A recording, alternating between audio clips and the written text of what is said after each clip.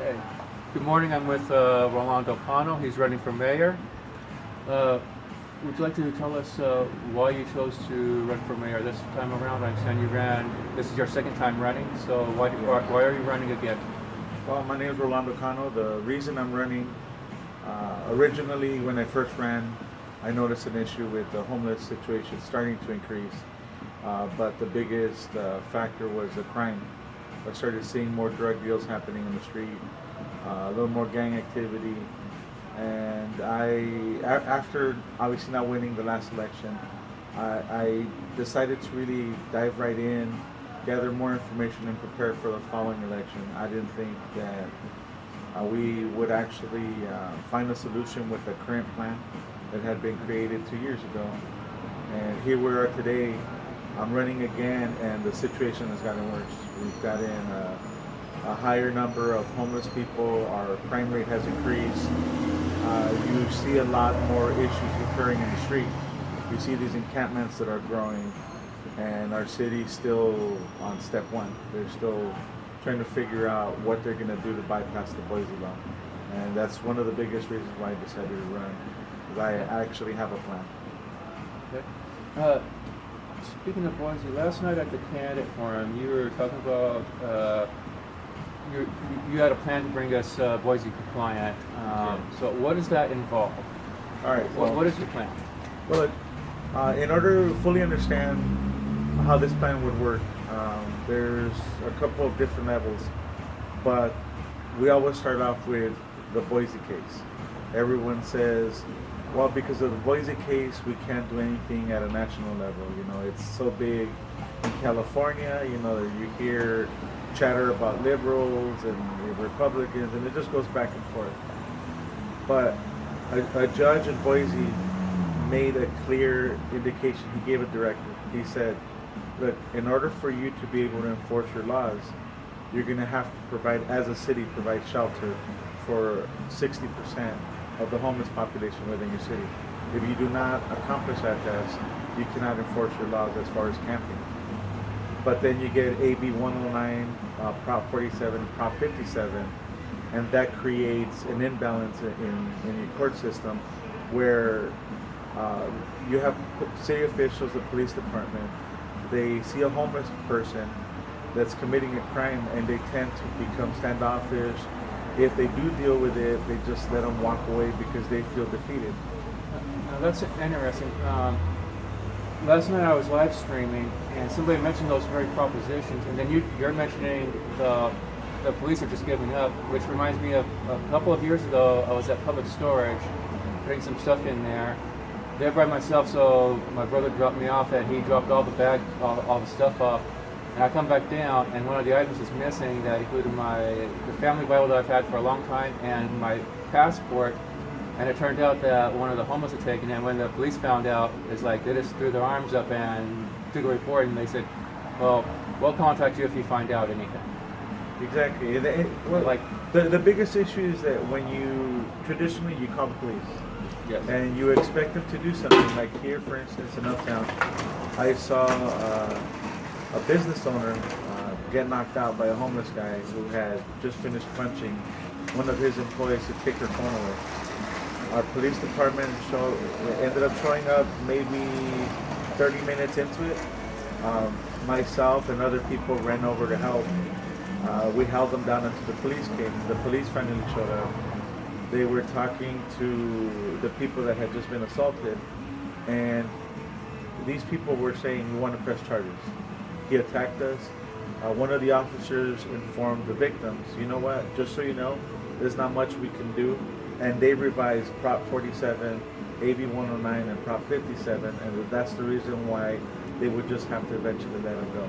Now, even if that's a fact, I think it really translates into the mentality of the police department, where they feel, not that they don't want to do their job, they feel defeated, like we're not getting any support.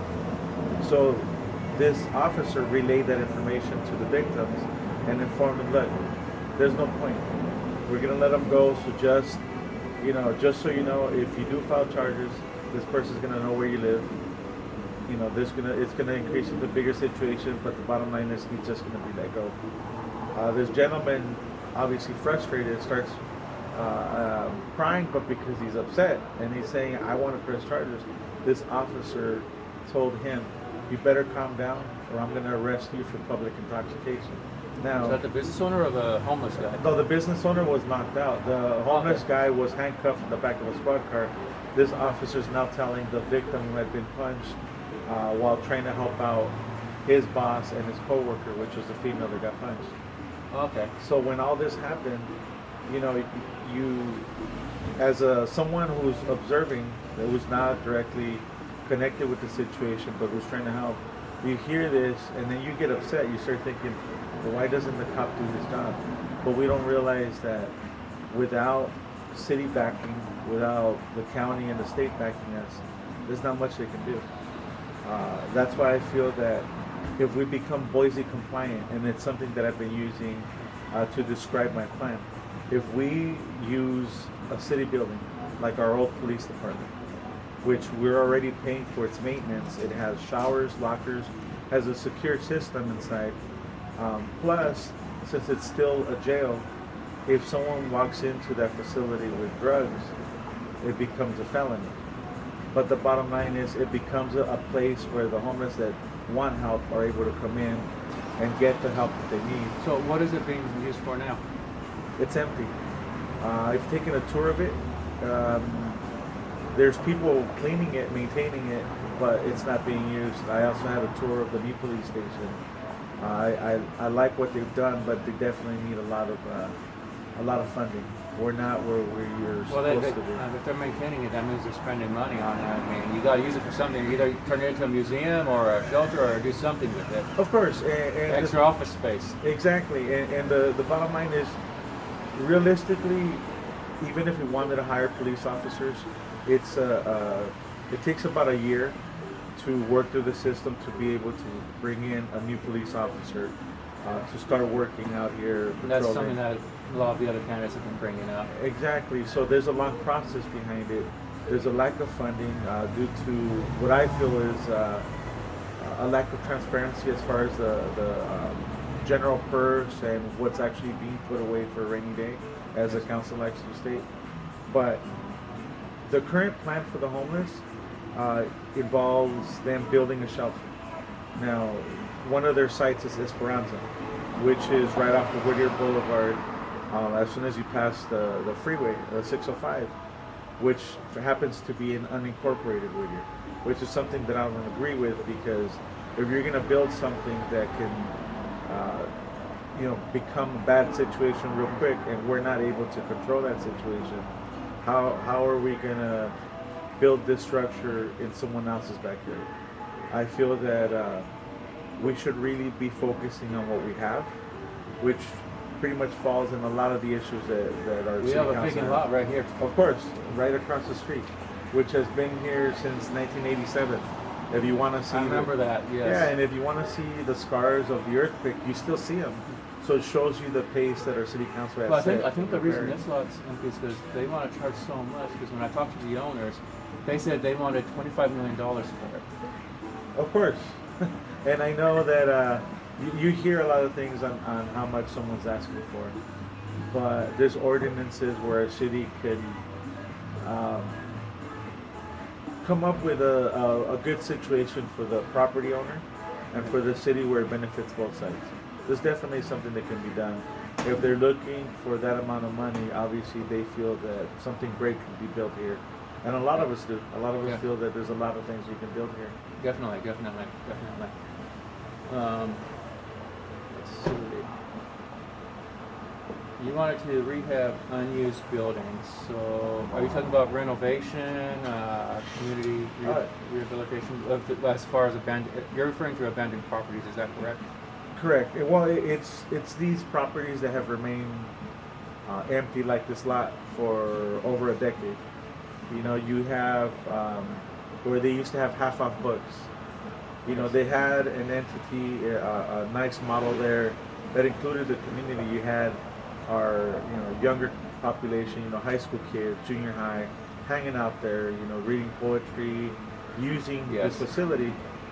Then you see this increase in rent from 1 month to the next, it jumped. I don't want to speculate on the numbers. I've heard that it went from 4,000 to 8,000, but whatever that was, it was such a large jump that this used bookstore said, "Well, you know what? We can't do that." That would be something I can believe, because it's not just business; it's residents. Like it's both types of property owners that are doing that. Apparently, that they're charging extra rent for everything. Yeah, and this is my biggest concern is that these buildings remain empty for years. Yes. You have the old gas station on Hadley, right down the street, that has been an eyesore for many years. We've had overdoses there. We've had a lot of different bad situations occur there. We've had residents that live in that area that that have actually spoken in front of city council for many years. This goes for over 10 years, and our city council is making it seem like this is a new issue. But if these buildings are vacant for that long a period, I feel that we should impose a vacant tax. They've been empty for through several city councils. I mean, some of the when this lot was empty, none of the members are on the council now. Not even Lieutenant Terry or Warner were even on the council. Correct. And this is what troubles me the most. That every election, even now, things have changed. You have people that